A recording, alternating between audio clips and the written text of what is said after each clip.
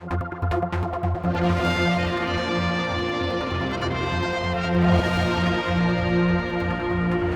at the Villa Marina, another Isle of Man Newspapers Awards for Excellence has come to an end.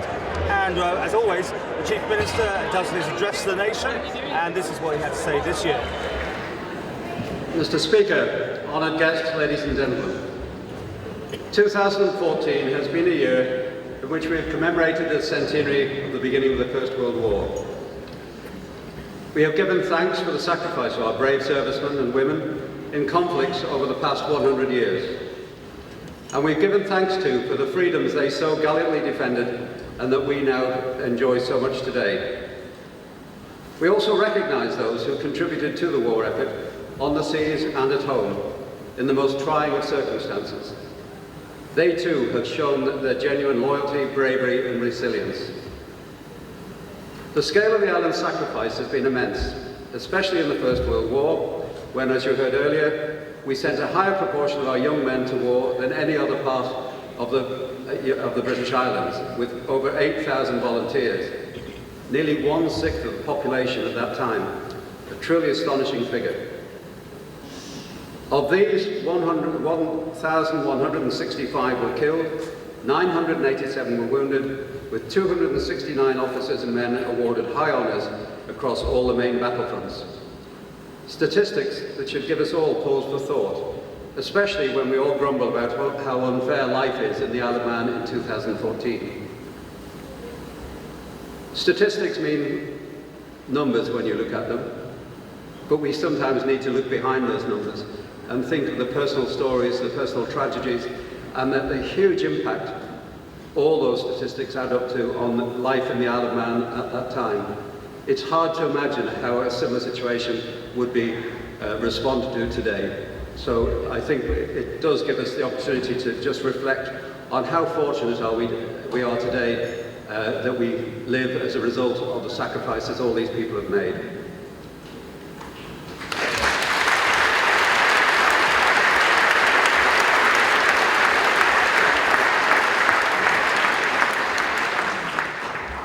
We must also be sure never to forget that that sacrifice continues even today in faraway places such as Iraq, Afghanistan, where our young men and women are still fighting to protect us from new threats. Similarly, the war at sea affected Manx people more significantly than perhaps anywhere else in the British Isles, as the Irish Sea became a war zone.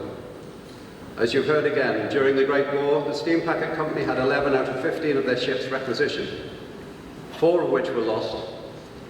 And the interesting footnote that the Ben McCree, which was converted into a seaplane carrier at that time, made history by launching the very first ship-launched plane to sink an enemy vessel.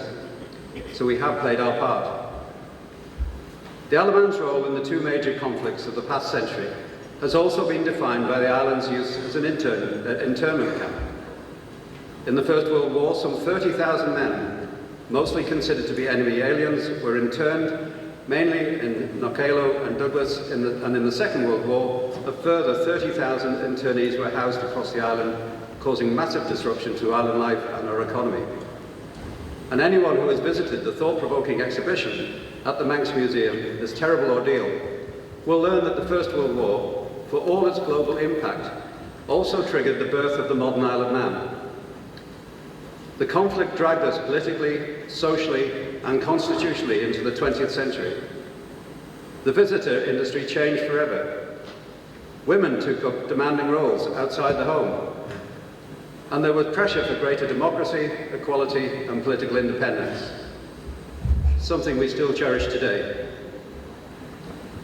It began a process that continues to this day, nurtured by our belief in the values celebrated in our freedom to flourish ethos: resourcefulness, resilience, community loyalty, and independence. 2014 has also been a year in which the people of the Isle of Man have come together to celebrate our island of culture, with an inspiring range of events from traditional crafts and dance to modern arts and music, recognising some of our best young talent, such as Davy Knowles, Jason Evans and Lloyd Mayer, all of whom have returned to our island to share their expertise and enthusiasm to inspire our young people to fulfil their full potential. Starring on an even bigger stage this year were, of course, our hugely successful sportsmen and women. This year, 15 Manx athletes from 8 different sports competed in either World or European Championships, in addition to the 46 who represented the Isle of Man so successfully at the Commonwealth Games. Who can forget silver medal winner Peter Kenyon fighting so bravely at the front of the cycling road race and coming so close to the gold medal? And what a fantastic sight it was to see so many Manx flags lining the road supporting him. It really does show that the Isle of Man not only can inspire other people, but we do give huge support to our own when they are competing away. Altogether, this has been a huge inspiration for our young people for the future. The awards provides a showcase for innovation, enterprise and excellence. As we have seen tonight at many different levels, from small local enterprises to large international businesses, and in the public, private and voluntary sectors. Most importantly, I think it gives us the opportunity to recognise our strengths as a community. This week I delivered the Council of Ministers' midterm report to Tynwald. It recognises the many economic, social and political challenges we face, but it also holds out a positive message for our nation. Government is still continuing to deliver on its commitment to rebalance our budget, grow the economy and protect the vulnerable, challenging though this is at times. Whilst the economies of our neighbours and many competitors have been struggling, our economy has continued to grow and is still growing by nearly 4% a year. Our unemployment levels have fallen below 2%, their lowest level for 3 years. Here in the Isle of Man we have much to be proud of. As we have seen tonight, we have great achievements to celebrate, in very large measure because of the energy and innovation of our private sector. And I would just like to make one comment to reassure you. For the first time in a very long time, I have heard comments from some people within the business community that this government is not business friendly. I want to give you my absolute categorical assurance that growing the economy and supporting the business community is absolutely at the core of everything this government is going to do. And as long as I stay as Chief Minister, that will remain the case, certainly for the rest of this administration. So please be reassured, whatever stories or whatever belief you might think at any time, our belief in you and support for you is unwavering and will remain that way.